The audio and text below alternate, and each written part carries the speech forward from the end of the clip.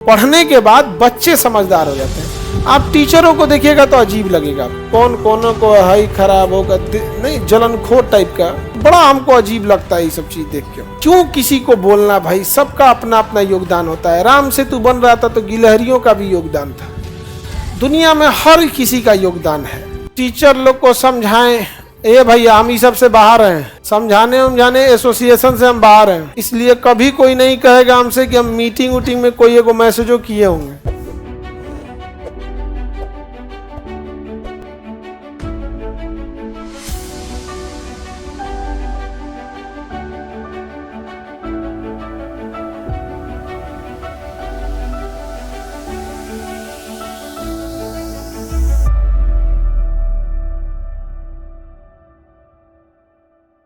कि एजुकेशन होने के बाद बच्चे समझदार हो जाते हैं, टीचर नहीं। पढ़ने के बाद बच्चे समझदार हो जाते हैं। आप टीचरों को देखिएगा तो अजीब लगेगा, कौन कोनों को हाई खराब होगा, नहीं जलनखोर टाइप का, तो बड़ा हमको अजीब लगता है ये सब चीज देख के। क्यों किसी को बोलना भाई, सबका अपना अपना योगदान होता है। राम सेतु बन रहा था तो गिलहरियों का भी योगदान था। दुनिया में हर किसी का योगदान है।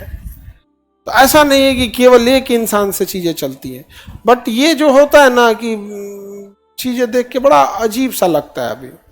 अभी आप देखिएगा, बच्चा हमसे पूछ रहा है कि सर दिल्ली का क्या हुआ। हम कहे भैया हमरा खुदे नहीं पता चल रहा है क्या हो रहा है।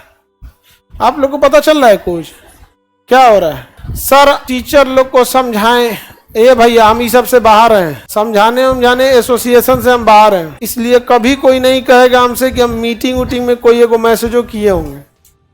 कब कौन बात किसको खराब लग जाएगा पता नहीं चलेगा।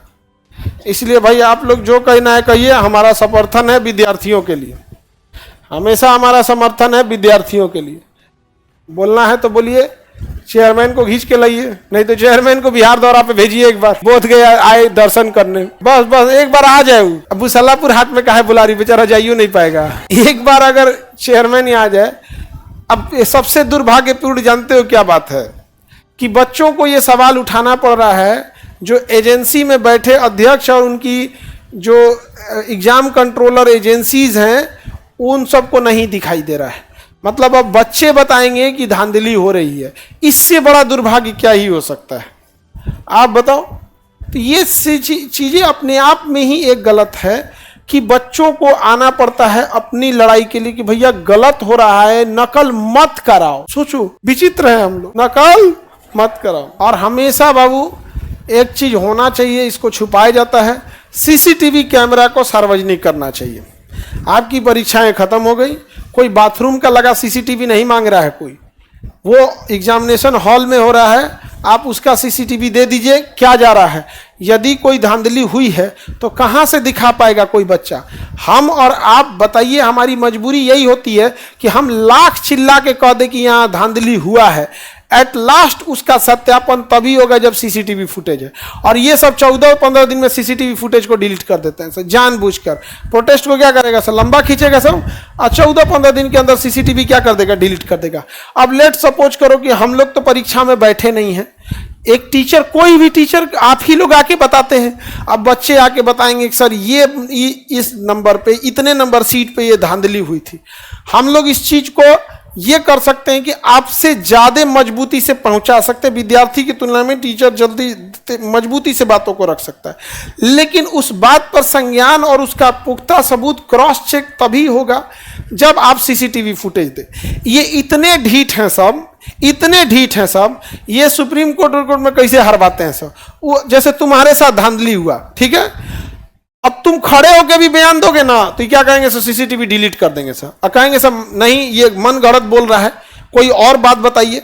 तो कोर्ट भी कहता है कि भाई हम एक ही आदमी की बात कैसे सुन ले, मान के चले हकीकत बात है कि उसका तो कोई क्रॉस चेक करने के लिए दीजिए, तो आप कहेंगे सीसीटीवी, तो सर वो तो 14 दिन में डिलीट कर, और कोई प्रूफ लो, कहानी खत्म। दूसरा एक और चीज क्या होता है, जब कोर्ट में जाते हैं ना तो हलफनामा वगैरह दिया जाता है। तो आज अगर 10 बच्चा बोल रहा है, वहां जाने के बाद 2 बच्चा बचता है। कई बार बहुत कम बच्चे हिम्मत कर पाते हैं और कई बार सोचते हैं कि हमारे नेक्स्ट चांस में हम देख लेंगे, और इसका फायदा उठा देते हैं।